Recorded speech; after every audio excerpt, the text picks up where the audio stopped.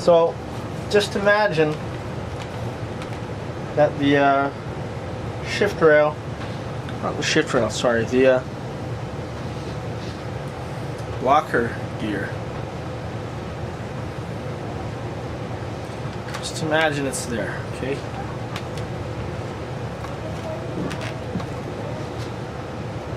If everything is off,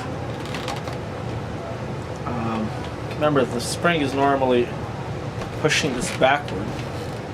This other spring is for something else. See, it's locked in here. But normally like this, Pawl, it's able to move in and out. Why? Because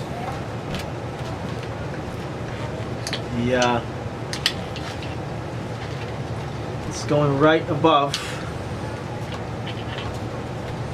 the slot here. See, there's a slot. So it's it's moving forward. It's able to move freely, forward and backward, in and out. Okay. Now, and because it also has the slot, same thing for the shift rail. It's able to move in and out. Now, the minute the Pawl moves in, then what happens is the slot on the Pawl moves with it, so that you're no longer able to move the shift rail. You see? So basically, what happens is this. It's normally like this, right? Sorry. See? When it's normally like that, then it's able to move in and out.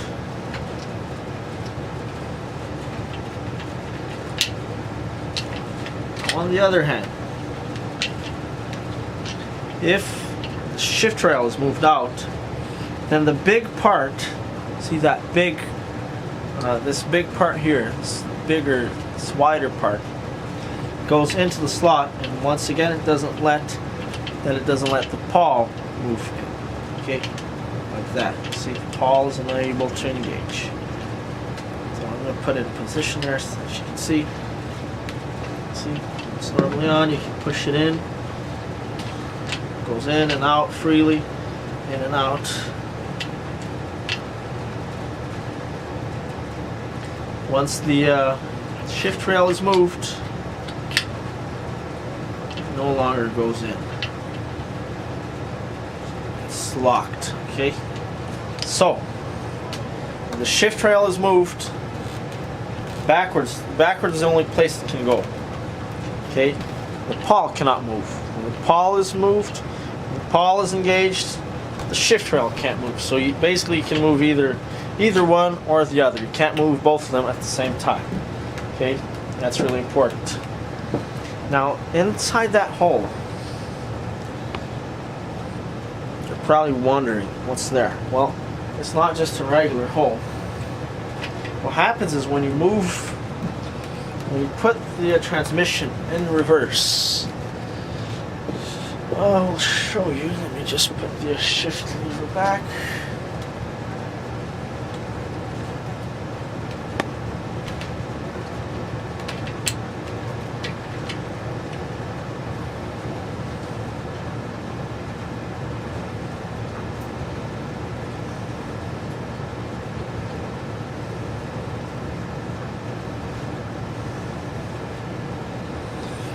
Put the shift lever in reverse.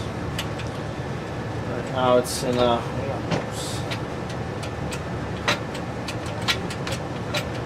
neutral. Right now it's in neutral.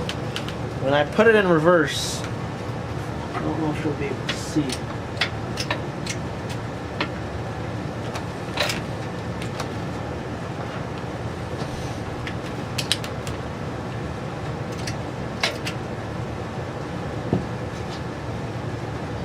You won't be able to see. But what happens is inside the shift assembly here, shift on the reverse, it pushes part this way, which causes the shift rail to also move this way, also move towards the back, towards the end of the overdrive, against the spring pressure on this long string, of the spring here. You can also see the spring in the manual. You see now there's a big space there. There's a big gap. I'm actually able to put my finger in behind it, look. See there? Watch this. Neutral. See? Reverse. Neutral, reverse. Neutral, reverse. I'll show you a slightly different angle.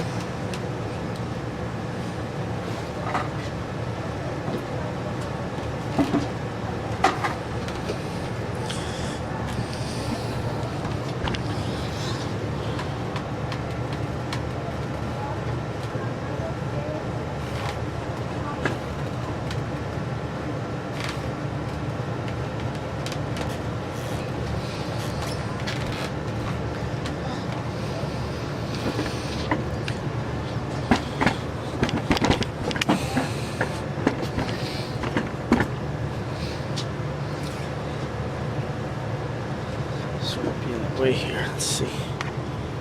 So pay close attention to that. Here's the reverse. It's a neutral.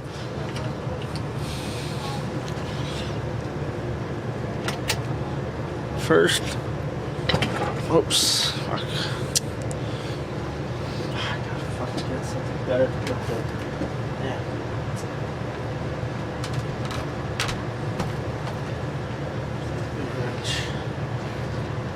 Fuck. God damn it.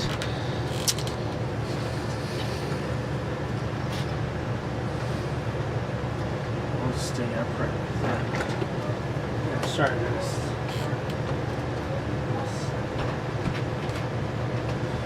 God damn it, didn't I just bring a big wrench? Let's try this.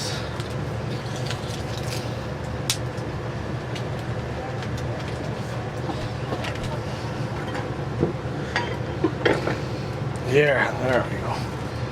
Okay. So, let's try this again. Alright, now it's a neutral.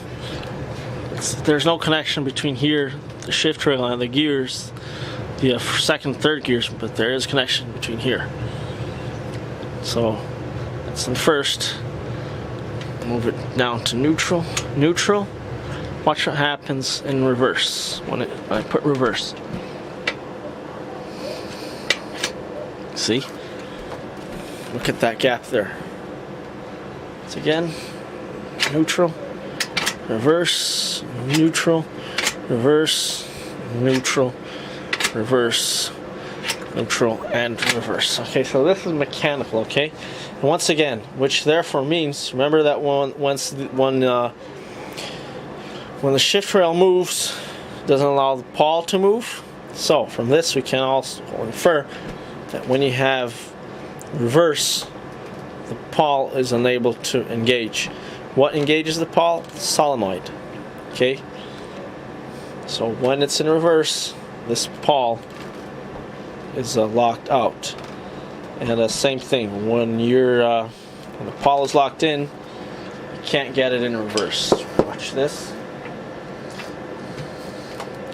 I won't be able to demonstrate it to you guys because what actually holds that pawl down is the big ring.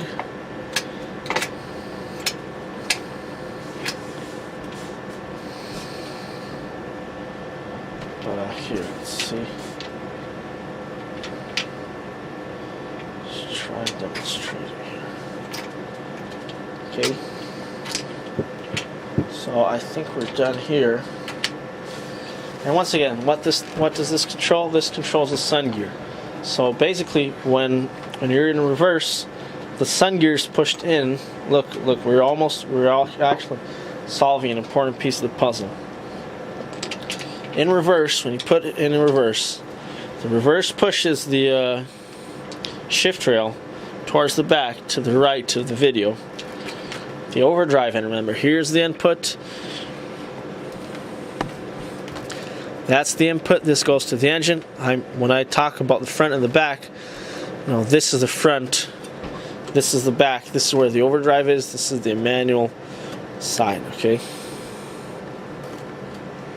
So, we have it in reverse. Reverse pushes the shift rail towards the back, towards the overdrive, which pushes the sun gear also to the back, and which is into the teeth of this ring here, okay? Right now, put everything together again. You can now start to look at the big picture pretty much. And all this, of course, guys, if the Pawl is not in the way. If the Pawl is blocking it, then you can't put it in reverse. So there we go.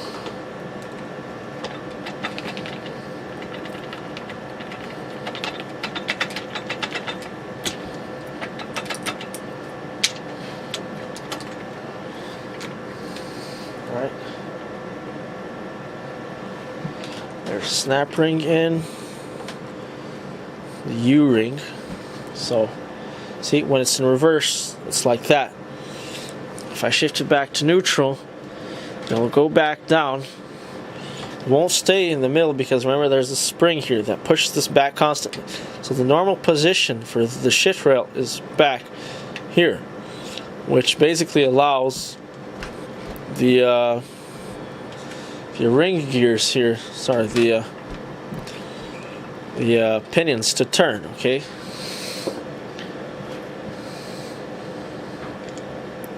See, alright, so once again,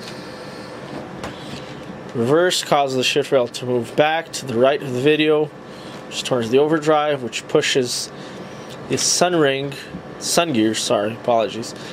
gear into the teeth of the pinion cage. Once again, the terminology that I'm using is from the manual, okay? They call this the pinion cage. Into the pinion cage, which causes now the sun gear to move along with the pinion cage, which in turn is connected to the main shaft. So basically now what happens is moving the shift rail in causes, you know, the main shaft to be connected to the main shaft is already connected to the pinion cage, but now the sun gear is also connected to the pinion cage. So when this happens, the sun gear is actually moving as well.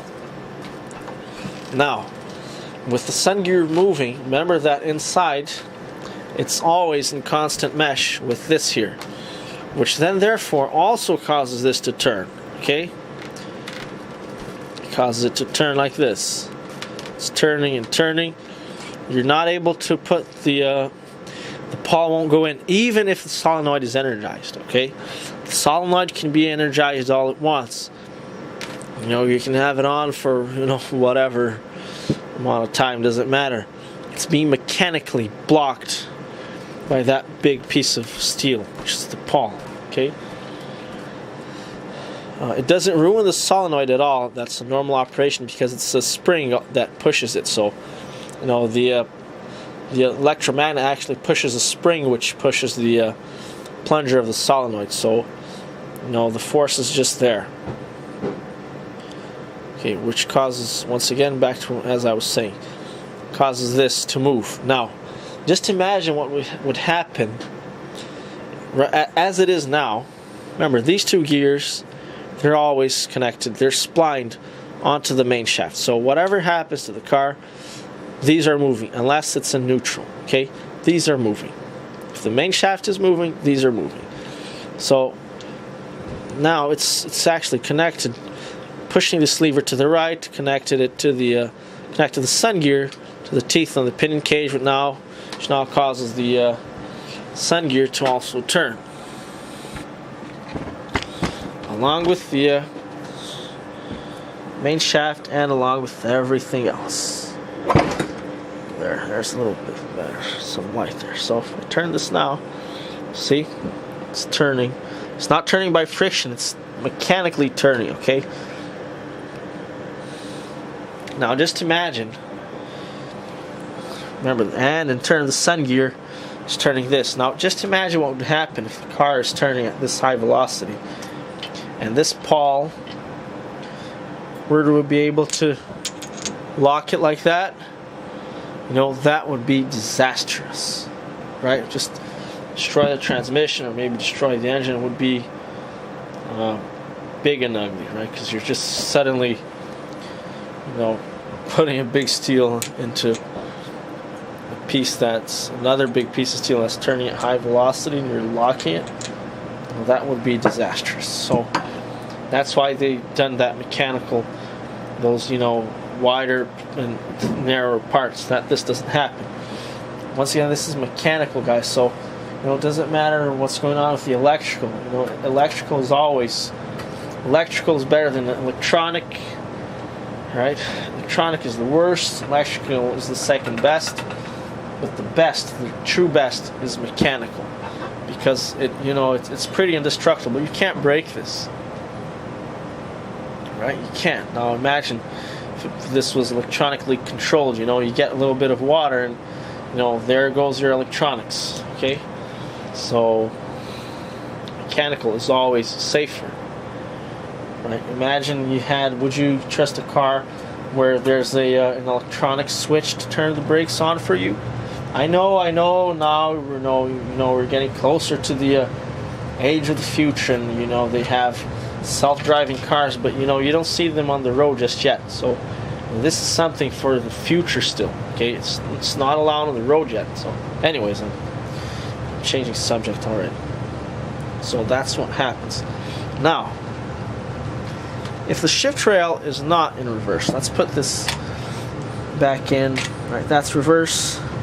Let's just leave it in neutral for now. First gear, let's say first gear.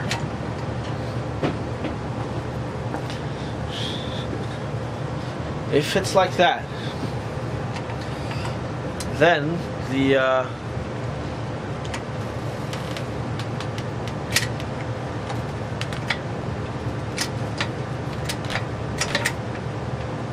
that's first gear. If it's like that, the sun gear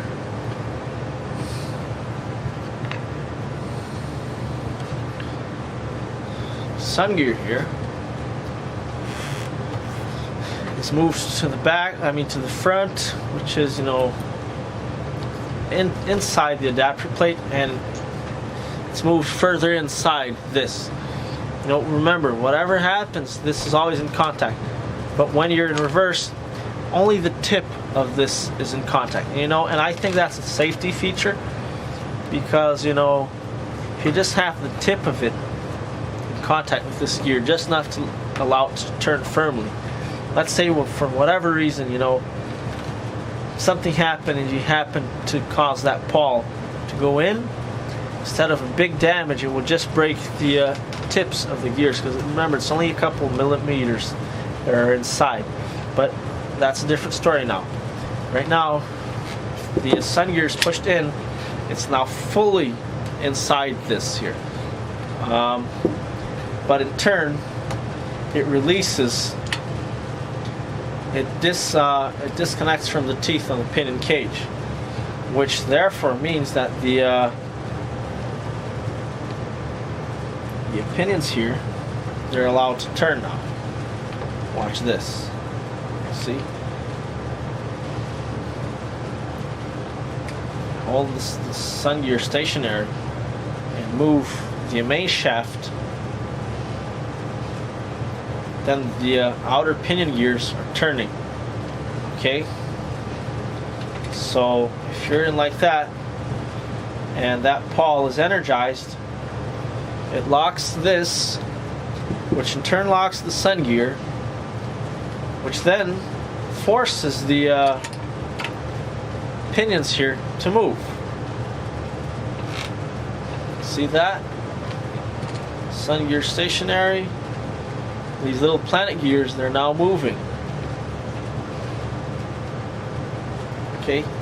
Which in turn causes that big ring gear that goes around here on the output shaft to turn even faster. This is the overdrive, guys.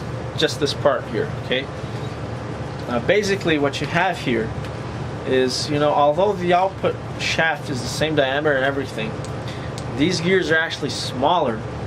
What's happening is you know, the main shaft is turning, but these gears are actually turning on top of the shaft that's turning. So basically you have gears that are turning on top of another gear that's turning, okay? Which means these go even faster.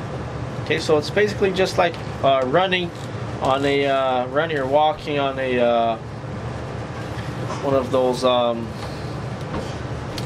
damn, those stupid, oh fuck, what are they called? Like a moving stairs, moving stairs, like at the shopping mall, sort of thing. Okay, it's basically the same thing. You have gears turning on top of another gear that's turning, which means that these gears are turning faster than the gear in the middle. Okay, so you know, if the remember that third gear is a 1-to-1 radio.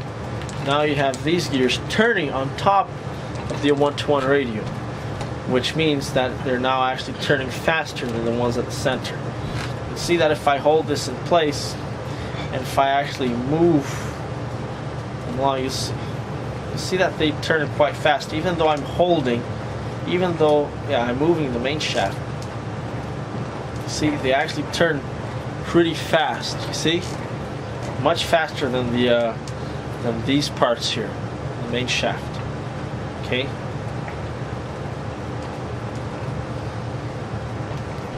And this is what the overdrive is. Okay. Now this only happens if that sun gear is locked. If the sun gear is not locked, then you know, it could be turning or it could be just, you know, following along. And so I think now we've covered everything, and we can actually go to detail the full picture now of what's happening. Let me just remove this, put the blocker ring back to better understand what's going on.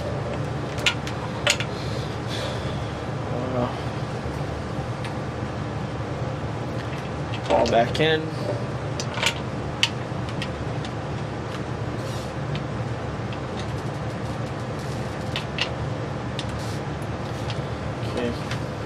You know what, I'll just put the Pawl in later. I'll use my finger to hold that in place. Now at this point, I showed you guys how the just bring you guys closer here.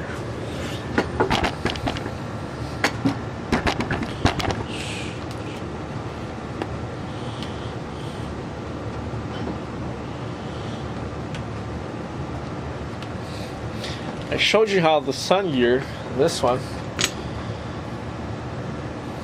this is the sun gear here, this one here. I showed you how this is, you know, and when I'm talking about this, it's really helpful if you really want to understand to have the manual together. It's easily downloadable on the internet, you know. So remember that this is always in contact with the sun gear. So what we can do is we can either lock it or let it turn. Okay, but whatever happens to the sun gear, this blocker gear is moving with it. The only exception to this is when you're in reverse, okay? Or the other thing that moves this, there's two things that cause this shift rail to move. Either the reverse shift lever, which is on the transmission itself, you know, it automatically moves when you push the column shift lever, okay? And the other option is through this slot here, which is controlled by the shift lever on the overdrive side, this guy here. This stays on the overdrive casing housing, okay? So what this does is it stays like that. Remember, it's pretty straightforward because the shift rail can't move back anymore. It's already there. Therefore, the only other way for it to move is it can't move forward, okay? Forward towards the input. So the only possible way for it to move It's towards the overdrive, towards the rear of the car, which is in this case to the rear of what you're seeing here as well. Okay, which means this shift lever, when you put it in, when you move this shift lever, all it does is pushing this shift rail back as if it was in reverse. Okay, so when you pull that lockout cable, it's the same as if you were in reverse. And that's, by the way, is the two forms of parking cars with overdrive. Right, so this here. Okay, when that happens, you're not allowed to lock.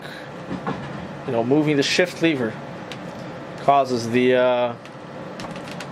makes it impossible to lock the blocker ring here, the blocker gear, which in turn makes it impossible for the sun gear to be stationary.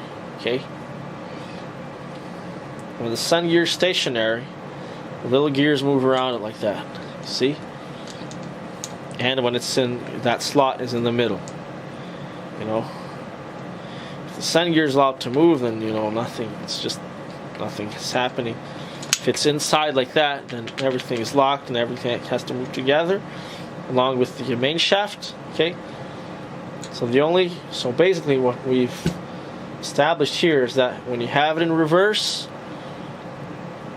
or when you pull the lockout cable out, which moves the shift lever on the overdrive from its normal position, you don't have overdrive. Once again, this here is the overdrive. And get to the clutch shift gears, the clutch roller gear, in a minute, which is this guy here. But right now, this is the overdrive. And once again, it happens because it's turning around a gear. Okay, this gear is actually stationary. It's not moving. Remember, it's locked by that blocker ring. I'll show you in just a second. Once again, but these gears on the outside, they're moving quite fast.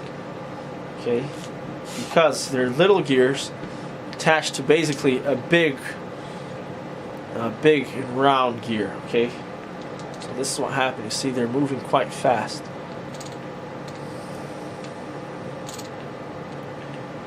Right? This is the overdrive.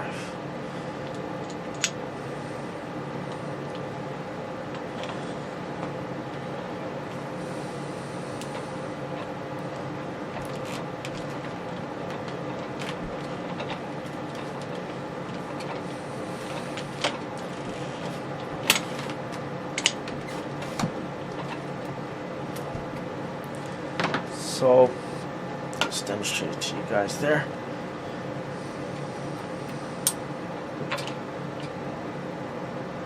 Yeah, it takes a lot of force. I might not be able to hold it with my fingers.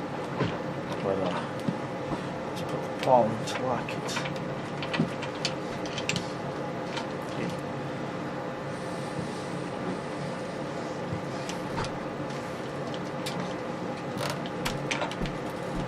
That's in the cart.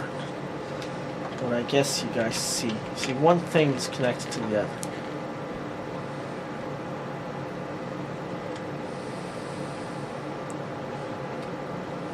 See, there we go. Pushing the blocker ring in. Sorry, I'm pushing the Pawl in. You see it's in. The Pawl is in, causing the rings to lock.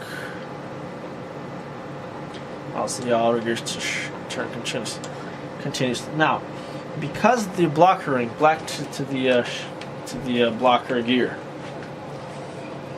as long as this is moving, remember, if the solenoid is outside, it's actually latched and prevented from being pushed in by those by that horn ring. It's only able to get inside when the rotation reverses. Okay, and that's the second part now. Actually, not yet. Okay, we're going to talk about now.